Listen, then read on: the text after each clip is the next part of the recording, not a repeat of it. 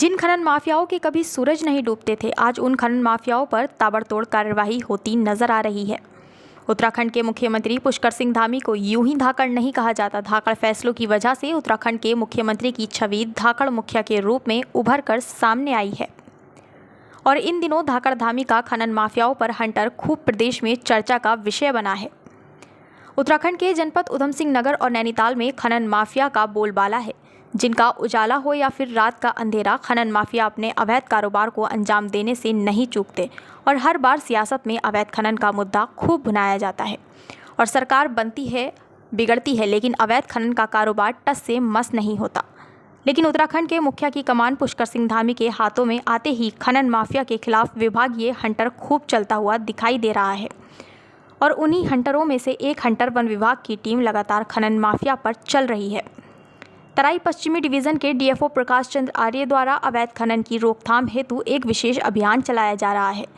जिसमें पहले तो अवैध खनन के वाहनों पर ताबड़तोड़ कार्यवाही की गई और खनन माफियाओं के वाहनों पर जुर्माना लगाकर सरकारी खजाने में करोड़ों की बढ़ोतरी भी की गई। जिसके बाद अब वन विभाग ने इस स्टोन क्रशरों को अपना निशाना बनाना शुरू कर दिया है। स्टोन क्रशरों द्वारा बिना रॉयल्टी और अपने स्टोन क्रशरों पर अवैध रूप से खूब खनिज का स्टॉक कर रखा है, जिस पर अब संयुक्त रूप से टीम का गठन कर प्रकाश चंद्र आर्य के निर्देशों पर स्टोन क्रशरों के खिलाफ कार्यवाही की जा रही है। इसी कार्यवाही में से बाजपुर में स्थित एक सिंह स्टोन क्रशरों के साथ साथ जनपद नैनीताल और उधम सिंह नगर के लगभग 4 स्टोन क्रशरों पर वन विभाग की टीम द्वारा सीज की कार्यवाही की गई और विभाग की इन कार्यवाही से खनन माफियाओं में बौखलाहट देखी जा रही है और वन विभाग की कार्यवाही को रोकने के लिए लगातार खनन माफियाओं द्वारा नेताओं के दरवाजे भी खटखटाने लगे हैं। देखिए, ये जो अवैध खनन के विरुद्ध हमारी जो सरकार की नीति है कि किसी भी तरह से अवैध खनन नहीं होना चाहिए, तो उसी के क्रम में लगातार जो है अवैध खनन के विरुद्ध अभियान चलाए जाते रहे। लेकिन इस बीच में पता चला कि अवैध खनन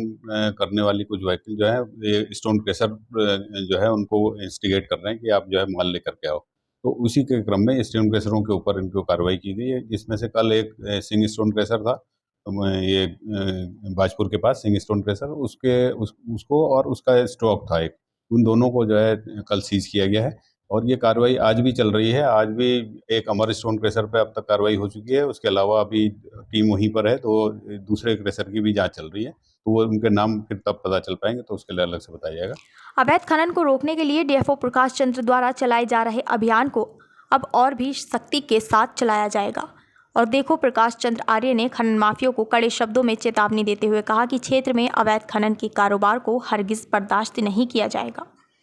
नियम अनुसार ही खनन को अंजाम देने और अवैध खनन करते हुए भविष्य में कोई भी पकड़ा जाता है तो उस पर और भी सख्त कार्यवाही की जाएगी। पोर्टल बंद करने का मतलब तो यह है कि उनकी खरीद बिक्री बंद कर दी गई है, तो उनके पास जो भी मटेरियल है, क्योंकि वो काफ़ी ज़्यादा मटेरियल था उनके पास, तो उसकी नपत करके उसका वॉल्यूम निकालने के लिए, क्योंकि टीमें आज कल शाम को उन्होंने किया और आज फिर से फील्ड में है उनको दूसरे क्रशरों की जांच करने के लिए, तो जांच के उपरांत वो सबको बैठ करके हर क्रशर का अलग अलग निकालेंगे और उसमें जिसके पास भी जितना जितना मटेरियल होगा उसके हिसाब से उनके ऊपर जुर्माना या जो भी कार्रवाई सरकार चाहेगी तो वो लगाई जाएगी। ये बिल्कुल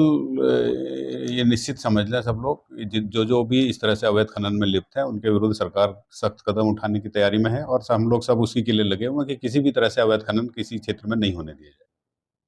नहीं, फिलहाल तो ई पोर्टल बंद करने का मतलब तो यह है कि उनकी खरीद बिक्री बंद कर दी गई है, तो उनके पास जो भी मटेरियल है, क्योंकि वो काफ़ी ज़्यादा मटेरियल था उनके पास, तो उसकी नपत करके उसका वॉल्यूम निकालने के लिए, क्योंकि टीमें आज कल शाम को उन्होंने किया और आज फिर से फील्ड में है उनको दूसरे क्रशरों की जांच करने के लिए, तो जांच के उपरांत वो सबको बैठ करके हर क्रशर का अलग अलग निकालेंगे और उसमें जिसके पास भी जितना जितना मटेरियल होगा उसके हिसाब से उनके ऊपर जुर्माना या जो भी कार्रवाई सरकार चाहेगी तो वो लगाई जाएगी। ये बिल्कुल